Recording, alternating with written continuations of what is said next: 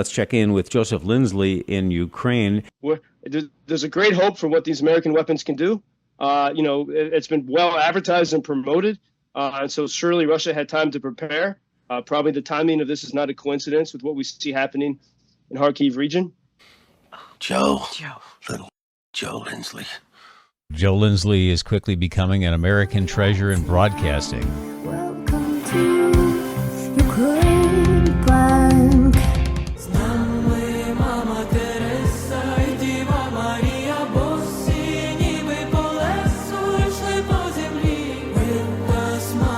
You're listening to Ukraine's entry in the big Eurovision Song Contest this year. Let's check in with Joseph Lindsley in Ukraine. Hi, Joe. Hey, Bob. Good afternoon from LVIV. And indeed, this is Ukraine. Saturday is the Eurovision finale, and this is Ukraine's entry. And it's a powerful, a beautiful song. I think that really shows well the spirit of Ukraine. It's called Teresa and Maria, and it's by Ukrainian rapper Alonia and Ukrainian musician Jerry Heil. And the words, it's a mix of rap and of sort of very poetic, melodious music. And the words are, the chorus is this: let there be a charge in you, not up to the elbow, but up to the finger. And let someone hide hatred and envy behind a smile. When you let anger into your heart instead of kindness and love. But there are saints in heaven, their feet have seen this earth. You know your thorny path is for a reason. And yet, let it be very scary and dark, and sometimes not easy, but your ancestors will always follow you from heaven. Mother Teresa and Virgin Mary are with us. And it's pretty amazing. If you look at Eurovision, and I've seen a lot of Americans commenting on some of the other acts at Eurovision, and often it seems very decadent and depraved, sort of pop culture that feels very isolated or separate from regular people. But here in Ukraine, you see the art and the music they make in the wartime, from this place of truth and fear and hope. And so they made this pop song, in this very secular environment of Eurovision, singing about the protection of the saints and emphasizing this idea that, the heroes and saints, from our past, they once were humans. And they had to live through these difficult times too. And so it's a song of great hope. And I think in some ways it also echoes that person we talked about a while ago, Edith Stein, who was she's one of the 6 patron saints of Europe. She was born Edith Stein. She became a nun. She became Saint Teresa Benedicta of the Cross. And she's one of the 6 patron saints of Europe, this brilliant philosopher who was killed in Auschwitz. But this song echoes sort of these heroes of the past, religious and otherwise, and it's and then it has this phrase: "I'm not holy, I'm alive. There are saints in heaven, but their feet have seen this earth." And so I encourage people to look it up on YouTube. It's very beautiful, and in the production, you can see they recreated the effect of Russian phosphorus bombs falling down, upon Ukrainian cities, and so it's a great, and when I look at, I think the songs from other countries in Eurovision, like I looked at the music from Ireland, for example, and when people live in freedom and comfort, it's harder, of course, to get creativity. You have less things to be inspired about, maybe a lot of things to be angry about. And strangely, the music from other countries seems angrier, but from Ukraine, in this difficult time, it's joyful and hopeful in a way. And yet, even as we speak, we have very disturbing developments in Kharkiv region. Last night at about 3:20 in the morning, Russian rockets hit Kharkiv city. By my count, I think it was about 6. And it was extremely loud, unusually loud night in a place that is well familiar with such attacks. And I saw today photos of the damage. They hit residential houses in a very leafy neighborhood, direct hits upon residential houses. So wondering, who knows what they were trying to achieve with that.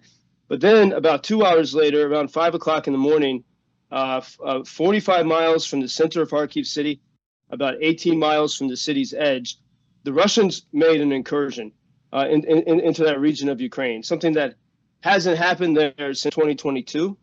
And Ukrainians are holding and fighting. But for the first time in Kharkiv region, north of Kharkiv city, for the first time since 2022, there's now a gray area of uncontrolled territory there where there's intense fighting happening. The Russians are trying to break into the line and very close to Kharkiv city and sort of monitoring this very closely. A lot of people are on edge, and we can just imagine how intense the fighting is. And from some of the troops that we support, we had reports. For example, we have some equipment on the way to the front, thanks to WGN listeners, to help soldiers repair tires on their vehicles because the terrain is so bad and the roads are so bad after all the shelling. But so they're trying to get every little tool they have to hold the line there. And I think we're going to see there's going to be a lot of activity next few days. Joseph, you were talking yesterday about Russia's Victory Day military parade. It was scaled down compared to pre-war events. What are we to make of that, if anything? Yeah, well, I mean, it's been sort of scaled down the past few years, and it gave Ukrainians some bit of humor. You got to find humor in the war, and there was just one World War II era tank. Going down, parading in front of the Kremlin instead of, the usual, entourage of hundreds of tanks. And then as the Russian soldiers were marching, one of them lost his shoe. And so you could just see the soldiers going around the abandoned shoe. And that, you got to take some humor where you can get it. But I mean, obviously Russia, they can't have all their resources there because, and look, I mean, they have tanks right now that are actually making this new incursion into Ukraine. That's why the tanks were not there at the parade.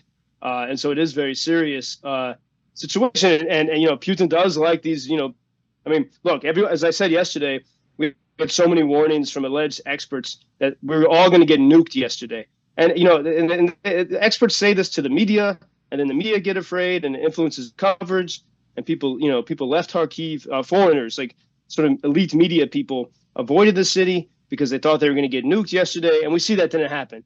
And so that sort of scaremongering continues to happen at a high level, but the reality is much, sort of the nuts and bolts of the war is what's happening beyond the threats, the actual incursion and the intense fighting that's happening on the ground right now. And so that's beyond all the theatrics, it comes down to that. And I think there's a great hope for what these American weapons can do. It's been well advertised and promoted. And so surely Russia had time to prepare.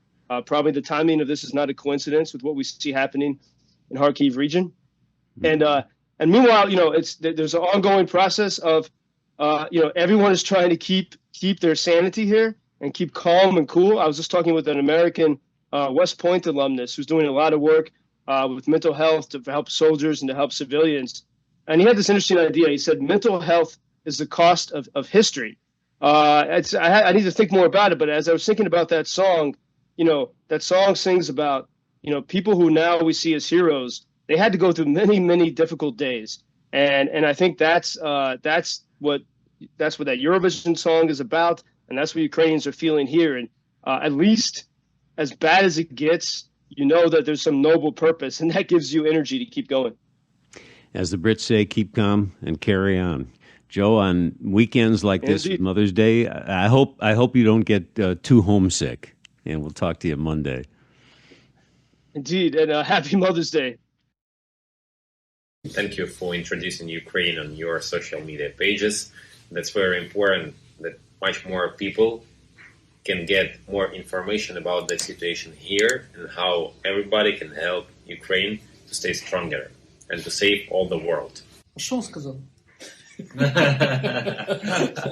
Well, which side are you on? На чиїй ти стороні? Come on now. Oh, which side are you on? На чиїй ти стороні? Єбать.